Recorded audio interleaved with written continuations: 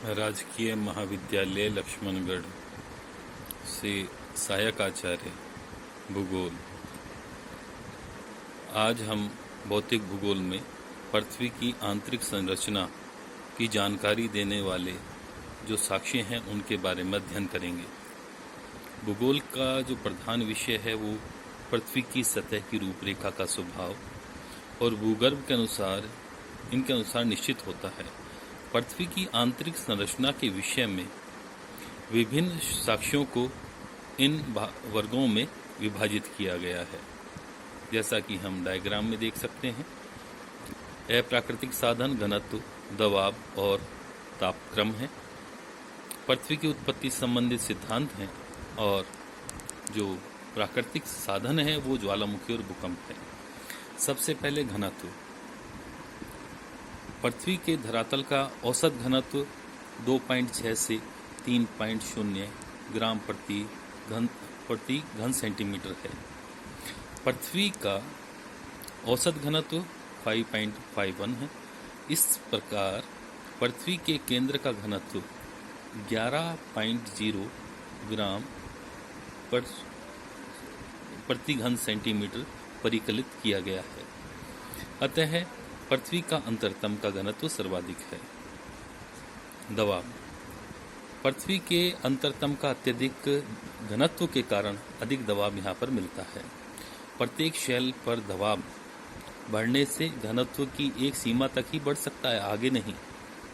अतः पृथ्वी का अंतरतम यानी कोर स्वयं भारी धातु जैसे निकल, फेरियम का बना है और इन धातुओं का घनत्व अधिक होता है। यह तथ्य पृथ्वी की चुंबकीय दशा भी प्रमाणित करता है। और है तापक्रम। भूताप ग्राफ के आधार पर पृथ्वी को गहराई में जाने पर प्रति 100 मीटर पर 2 से 3 डिग्री तापमान बढ़ता है। यह ताप वृद्धि पृथ्वी में कुछ गहराई तक ही है।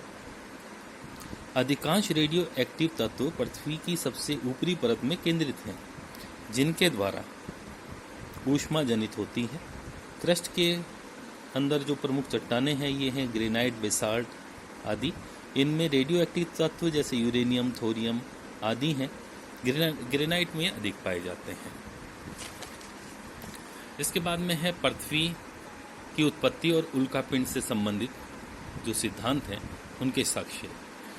जैसा कि हम जानते हैं जेम्स जीन्स ने ज्वारीय परिकल्पना की और उसमें पृथ्वी की उत्पत्ति को सूर्य के द्वारा निःसृत ज्वारीय पदार्थों से ठोस होने के कारण से बना हुआ बताया। लाप्लास के अनुसार जो निहारिका परिकल्पना थी उसके अनुसार पृथ्वी का आंतरिक भाग गैसीय अवस्था में होना चाहिए, जबकि जेफरीज ने पृथ्वी के कोर को गैसीय माना। निष्कर्ष है केवल 2 ही मत पृथ्वी के अंतरतम के विषय में सत्य प्रतीत होते हैं, या तो ये ठोस है अथवा द्रव अवस्था में है। लेकिन ज्वार के समय पृथ्वी का ठोस की भांति व्यवहार करना और पृथ्वी के चुंबकत्व के गुण में पृथ्वी का ठोस होना या अर्ध ठोस की भांति व्यवहार करना, ये पृथ्वी के ठोस अवस्था में इसके जो कोर है उसको होना बताता है। इसके बाद में प्राकृतिक साधनों में आता है ज्वालामुखी क्रिया। ज्वालामुखी उद्भेदन में पृथ्वी के आंतरिक भाग से गर्म तथा तरल लावा निकलता है। पृथ्वी के अंदर कुछ भाग अवश्य द्रव अवस्था यानी मैग्मा चैम्बर के रूप में मौजूद है, किंतु अत्यधिक दबाव के कारण चट्टानों का मेल्टिंग पॉइंट यानी गलनांक बढ़ जाता है और वे ठोस या अर्धगलित अवस्था में होनी चाहिए, ऐसा माना जाता है। कुछ ज्वालामुखी ही सतह से अधिकतम 650 किलोमीटर गहराई से आते हैं।